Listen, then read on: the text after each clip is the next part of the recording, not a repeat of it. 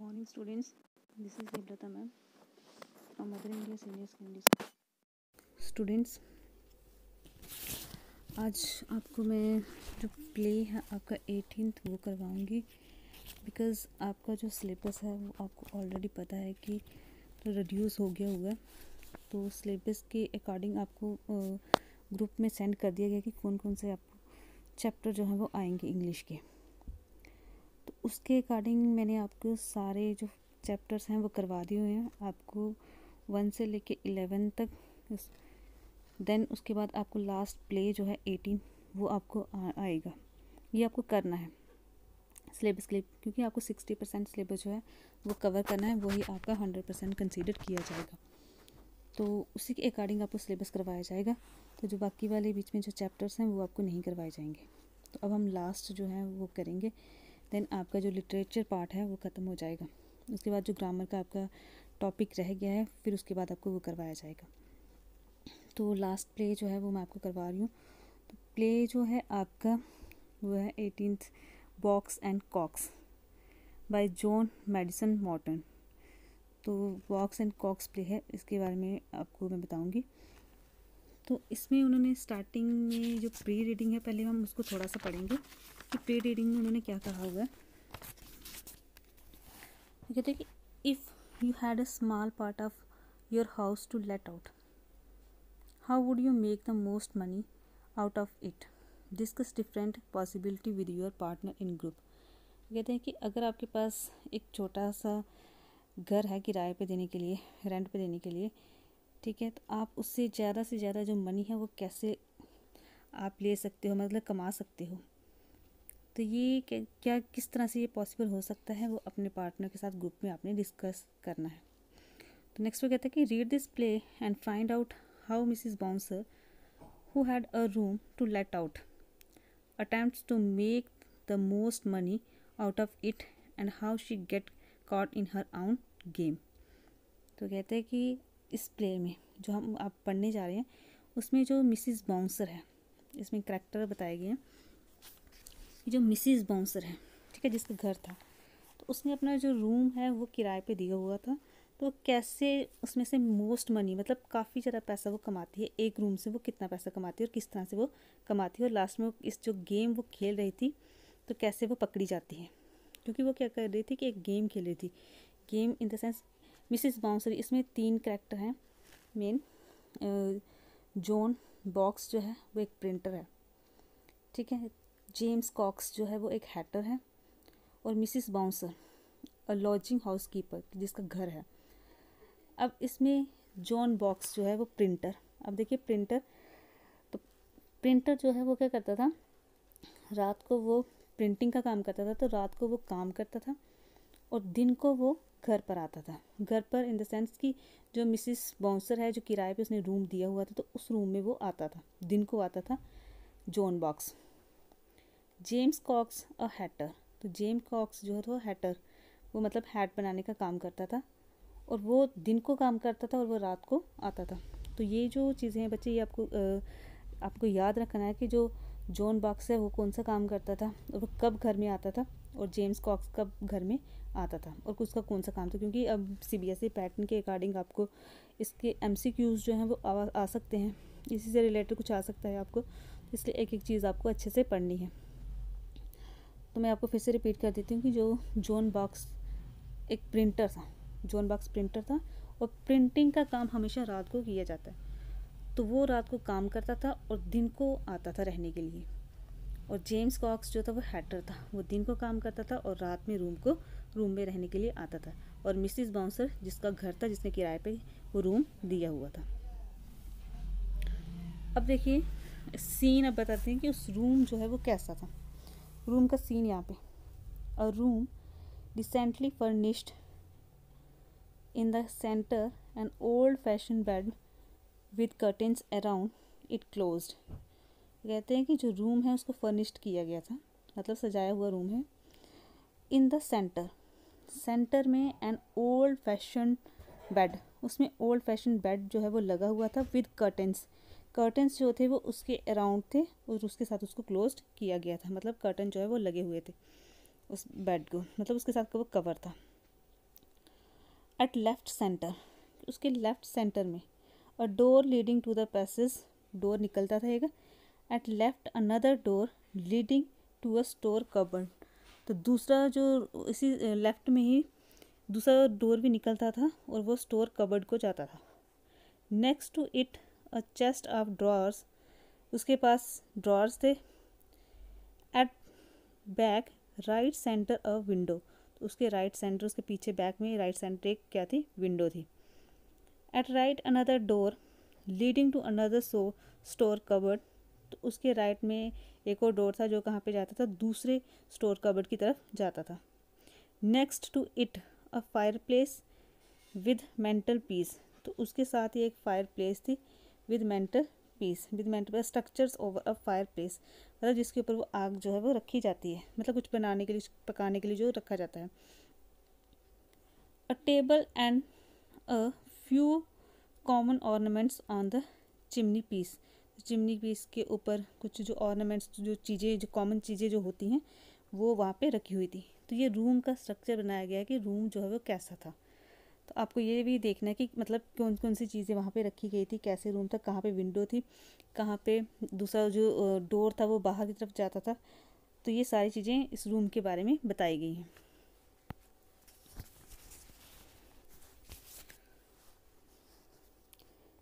Next,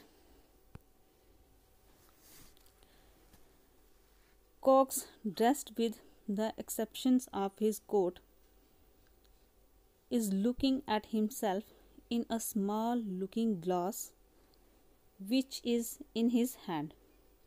अब COX मैंने आपको जो बताया है, मैंने कहा कि कॉक्स कौन था, हैटर, मतलब वो रात को सोने के लिए आता था और दिन को वो काम पर जाता था। तो अब मॉर्निंग का टाइम है, उसने अब काम पर जाना है, रात उसने वहाँ पे स्पेंड कर लिया, अब मॉर्निंग का टाइम है तो वो काम पर जा रहा है। वो अपने आप को ड्रेसअप करता है और कोट डालता है, एक एक्सेप्शन कोट जो होता है, मतलब डिफरेंट तरह का कोट जो है वो वियर करता है। इज़ लुकिंग एट हिमसेल्फ, और अपने आप को वो देख रहा है, मतलब वो रेडी हो रहा है, अपने आप को देख रहा है। In a small looking glass within his hand, एक स्मॉल छोटा सा जो शीशा होता है, मिरर जैसा होता है, उसके हाथ में है और उसमें अपने आप को वो देख रहा है। Cox, I have half a mind to register an oath that I'll never have my hair cut again. अब कॉक जो है वो अपने आप से मतलब बात कर रहा है, तो वो कहता है कि मैं ओथ लेता हूँ। ओथ होता है कि कोई वो लेनी, शपथ जिसे हम कहते हैं वो लेनी, कि वो ओथ लेता है कि मैं कभी भी अपने जो हेयर कट जो है इस तरह से नहीं करवाऊँगा। His hair is very short, उसके जो हेयर हैं वो काफ़ी ज़्यादा शॉर्ट हैं।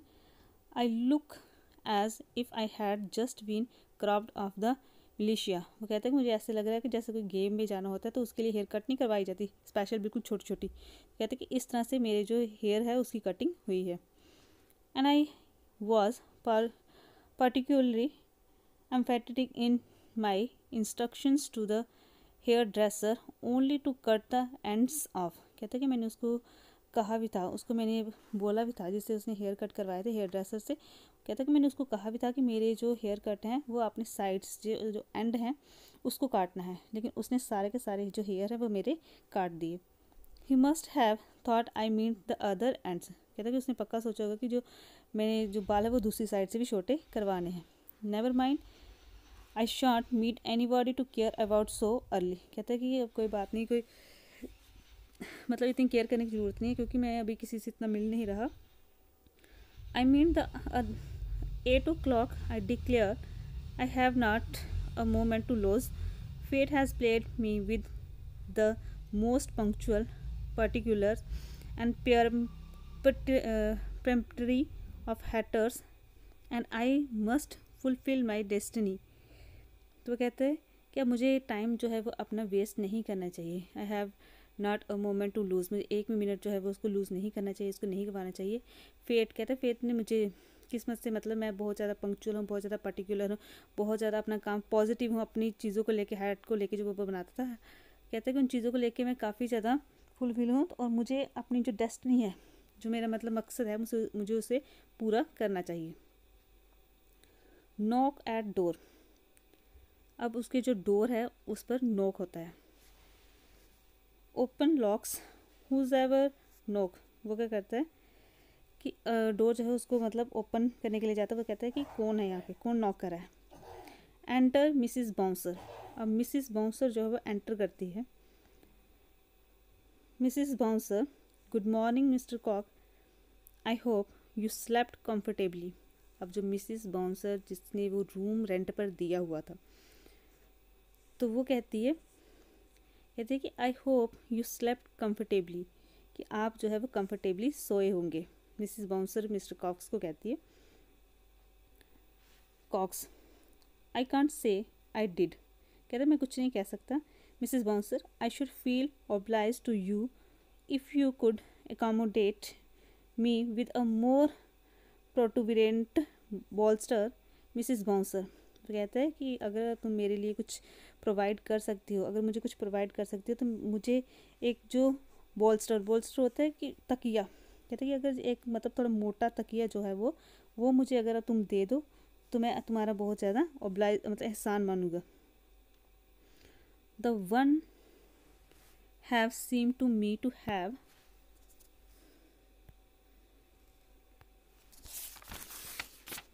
about a handful and a half of the feathers at each end and nothing whatever in the middle।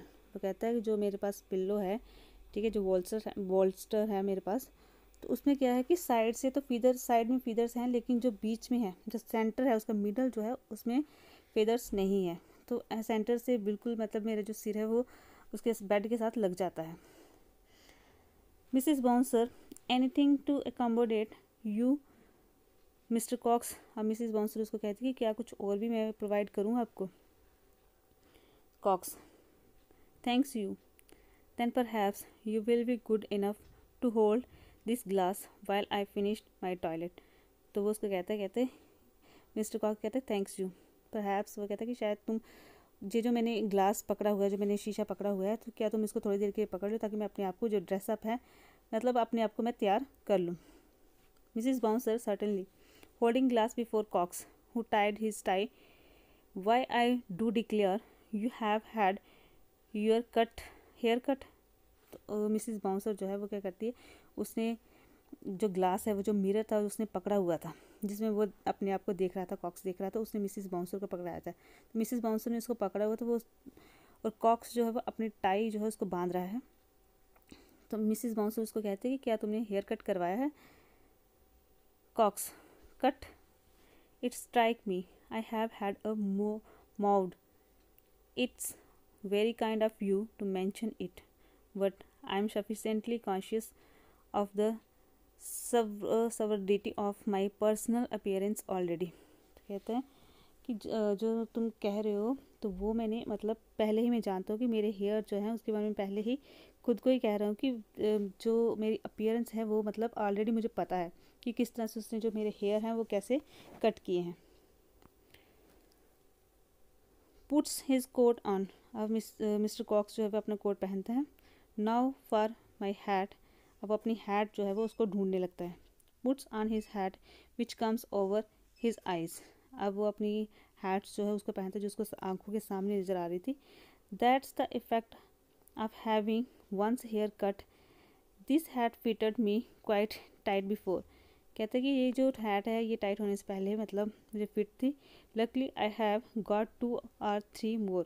कहता है कि लकली मैंने 2-3 जो हैट्स हैं वो खरीदी हुई हैं ताकि मैं वेयर कर सकूँ।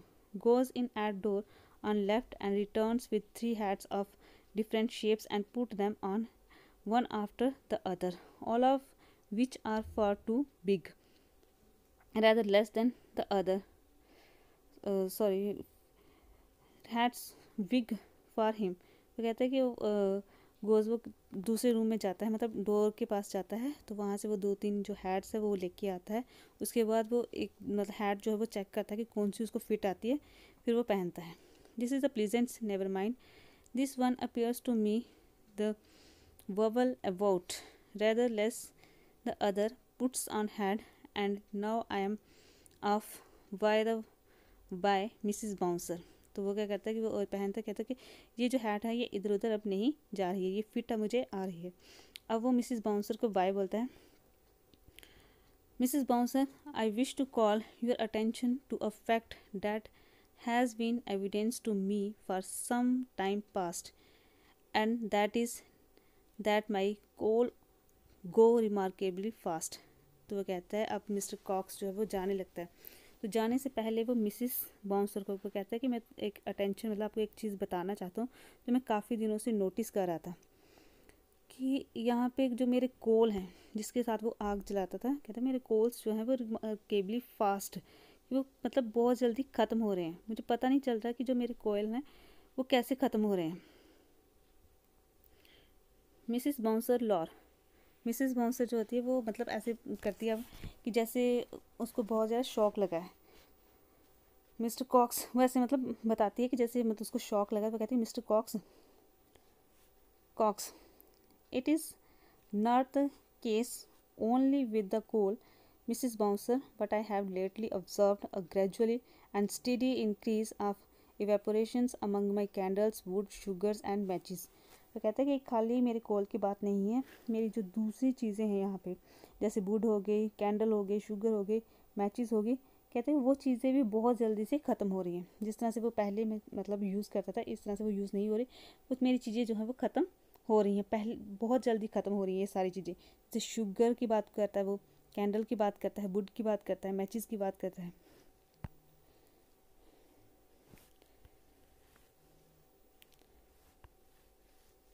Mrs Bouncer lor, Mr Cox, you surely don't suspected me.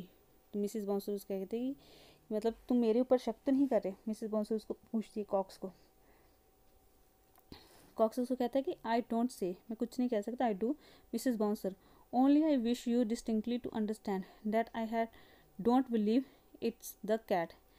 तो कॉक्स उसको कहता है मिसेस बाउंसर, मैं ये भी नहीं कह सकती लेकिन ये चीज़ भी है कि ये किसी कैट का काम नहीं हो सकता, क्योंकि जो कैट है वो कैंडल्स को तो ख़त्म नहीं करेगी, शुगर को तो ख़त्म नहीं करेगी, मैचेस को तो ख़त्म नहीं करेगी।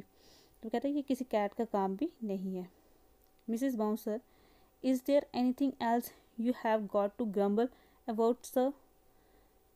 तो मिसेस बाउंसर उसको क्या कहती है कि क्या कुछ और भी है जिसकी तुम शिकायत मुझसे करना चाहते हो। उसे ऐसे इस तरह से पूछती, ग्रम्बल होता है शिकायत करना, कि जिसकी शिकायत आप मुझसे करना चाहते हो क्या कोई ऐसी चीज़ भी है। Cox, grumble, Mrs Bouncer, do you possess such a thing as a dictionary. तो कॉक्स उससे पूछता है कि आपने ग्रम्बल वर्ड का यहाँ पे यूज़ किया, क्या आपने इसका मीनिंग जो है वो डिक्शनरी में देखा है कि इसका मतलब क्या है। Mrs Bouncer, no sir. Cox, then I'll lend you one, and if you turn to the letter G, you will find grammar, verb neuter, to complain without a cause. Now, not only case, Mrs. Bouncers, and now that we are upon the subject, I wish to know how it is that I frequently find my apartment full of smoke. तो Cox उसको कहते हैं कि जो आपने grumble word use किया है इसको तुम ये जो लेटर है इसको देखना, उसमें डिक्शनरी में देखना, इसको सर्च करना। इसका मतलब होता है कि विदाउट किसी रीज़न के, किसी कॉज के कंप्लेन करना। तो कहता है कि मैं किसी कॉज के, किसी रीज़न के बिना आपके साथ आपको कंप्लेन नहीं कर रहा, मतलब मुझे कुछ दिखा है तभी मैं कंप्लेन कर रहा हूँ। मैं कहता कि सिर्फ यही बात नहीं है, जो मेरा अपार्टमेंट है जहाँ पे मैं रहता हूँ, जहाँ पे मैं सोता हूँ रात को, तो वहाँ पे स्मोक होती है। Mrs Bouncer, why I suppose the chimney. तो मिसिस बाउंसर उसको मतलब बहाने लगाती है कि शायद ये चिमनी का स्मोक जो हो होगा। Cox, the chimney does not smoke तम्बाकू।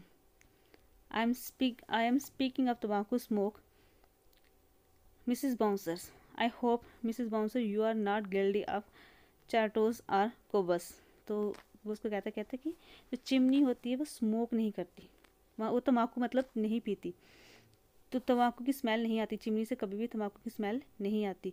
और जहाँ तक मुझे लगता है कि Mrs Bouncers, I hope Mrs Bouncers you are not guilty of cheroots or Cubas, कि मतलब आप भी इस तरह का जो नशा जो होता है, जो इस तरह के सिगार मतलब जो लेते हैं, तो आप भी इस तरह का सिगार नहीं लेती होंगी।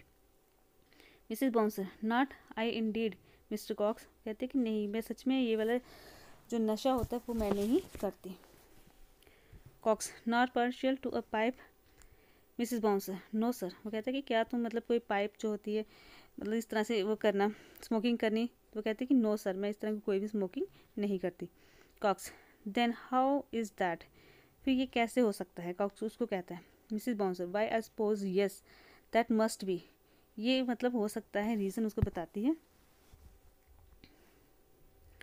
Cox, at present I am entirely of your opinion because I haven't I have not the most distant particulars of an idea what you mean. कहते हैं कि मुझे समझ नहीं आ रही आप क्या कह रहे हो, क्या नहीं कह रहे हो, मैं कुछ भी नहीं समझ पा रहा। Mrs. Bouncer, why the gentleman who had got the attic is hardly ever without a pipe in his mouth, and there he sits with his feet upon the mantelpiece. तो कहते हैं कि शायद एक जेंटलमैन जो कि एटिक में रहता है, एटिक मतलब जो ऊपर उन्होंने बनाया होता है एक सामान रखने के लिए अलग से जो पोर्शन बनाया होता है, तो कहते हैं कि शायद वहाँ पे जो एक आदमी है वो बिना पाइप के स्मोक करता है, तो शायद वो जो स्मोक है उसी का यहाँ पे धुआं आता होगा। Cox, the mantelpiece the strike me as being a considerable stretch either of your imagination. Mrs. Bouncer, a gentleman legs. I presumes you mean feathers or the hob. कहते हैं कि मतलब वो जो आदमी वो स्मोक करता है क्या वो यहाँ पे रहता है क्या, मतलब उसको समझ नहीं आती कि मतलब वो आप क्या इमेजिन कर रहे हो। जो क्योंकि जो स्मोक होती है उसका धुआं तो ऊपर वाली साइड जाता है, तो वो नीचे थोड़ी ना आएगा। Mrs Bouncer, sometime one sometime the other, well there he sits for hours and puffed away into the fireplace. तो कहता है कि शायद यहाँ पे वो बैठता है, तो इस वजह से जो फायर प्लेस है, जो चिमनी है, मतलब जहाँ से धुआं आता है, तो इसकी वजह से वो धुआं अंदर आता होगा। मतलब यहाँ पे वो बैठता है जहाँ से धुआं बाहर निकलना था, तो वहाँ पे बैठता है, तो शायद उसकी वजह से धुआं जो है अंदर आता है। मिसिस बाउंसर मतलब बहाने लगाती है, क्योंकि उसने किराए पे दूसरा आदमी रखा होता है उसी रूम में, लेकिन वो बताती नहीं है, कॉक्स को वो बताती नहीं है कि मैंने मिस्टर बॉक्स जो है उसको भी यहाँ पे रखा हुआ है, क्योंकि वो एक रूम में उसने दोनों को रखा होता है, एक दिन को आता है एक रात को आता है, लेकिन दोनों को नहीं पता होता कि यहाँ पे दूसरा आदमी जो वो रहता है। तो students, we will continue it tomorrow, क्योंकि अगर इसको कल ही हम करेंगे क्योंकि ये लेंथी हो रहा है, तो कल हम इसको अब कंटिन्यू करेंगे, तो आगे हम कल ही इसको पढ़ेंगे। तो तब तक के लिए thank you, have a nice day.